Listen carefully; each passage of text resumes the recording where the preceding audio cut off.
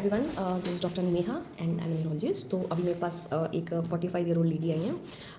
मतलब मेरी पुरानी पेशेंट हो गई हैं अब तो। So she I call her my migraine partner. तो अभी वो आई थी and we were just having a talk with, वो हस्बैंड के साथ आई थी, आई वाज जस्ट टॉकिंग। तो शी वॉज हस्बैंड बताने लगे कि अरे इसको बहुत तेज़ दर्द हो रहा है, माइग्रेन हो रहा है, 2 दिन से परेशान है ये वो। एंड कल रात में तो ये इतना ज़्यादा थोड़ा हाइपर हो गई थी, चिल्लाने लग गई थी, बिल्कुल ही रोने लग गई थी, मुझे चिल्लाने लग गई थी, डांटने लग गई थी। तो he was a little bit थोड़ा सा डरे डरे एंड एवरीथिंग। तो I just explain him and this is, तभी मुझे रियलाइज़ हुआ कि सारे मर्दों को ये चीज़ पता होनी चाहिए। अगर आप भाई हो, पति हो, आप बॉयफ्रेंड हो, आपकी बेटी है, मतलब एनी काइंड ऑफ मेल अगर आप हो किसी भी पोजीशन में और आपके अराउंड कोई फीमेल है, तो आपको ये समझना चाहिए कि हमारी बॉडी जो है और आपकी बॉडी जो है ना, उसमें बहुत डिफरेंस है।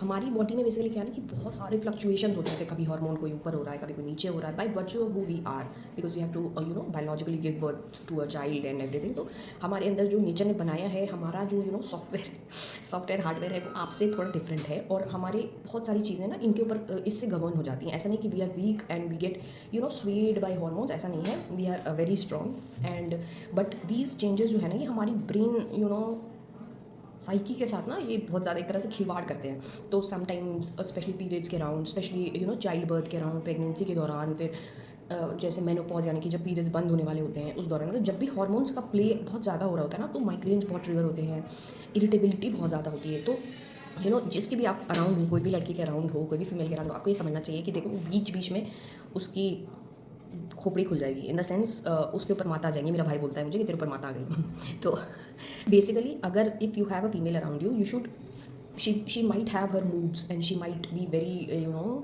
cruel and harsh towards you and she may be very mean to you, but understand, मैं सारे मेल्स को बोलना चाहूँगी कि please don't take it personally. पहली चीज़, यू जस्ट थिंक कि यार इसके अंदर प्रॉब्लम हो रही है और ये खुद ही परेशान है बेचारी, इसलिए ये मेरे पे चिल्ला रही है। तो आप उसको, थोड़ा मुश्किल है बट ट्राई करो, क्योंकि आपके लिए समझना थोड़ा मुश्किल है, बिकॉज आपके दोस्त, आपने कभी वो सब चीज़ें देखी नहीं है। बट हमारे साथ बहुत ज़्यादा प्रॉब्लमेटिक चीज़ें होती हैं। तो just be patient and don't take it personally. आप बस ऐसा सोचो कि इसको कुछ बीमारी हो रही है, पागल हो रही है अभी थोड़ी देर के लिए, तो मैं चुप हो जाता हूँ और मैं इससे बस पूछता हूँ, इसकी बात सुनता हूँ और बस इससे पूछता हूँ कि तेरे को कुछ चाहिए, कुछ करना है, परेशान नहीं होना, ऐसे ऐसे करके थोड़ा सा काम होके। एंड कुछ भी अगर वो बोले, चिल्लाए, तो आप उसको पर्सनली मत लो, वो उस टाइम की उनकी परेशानी है, हमारी परेशानी है, बीच बीच में थोड़ा सा हो जाते हैं।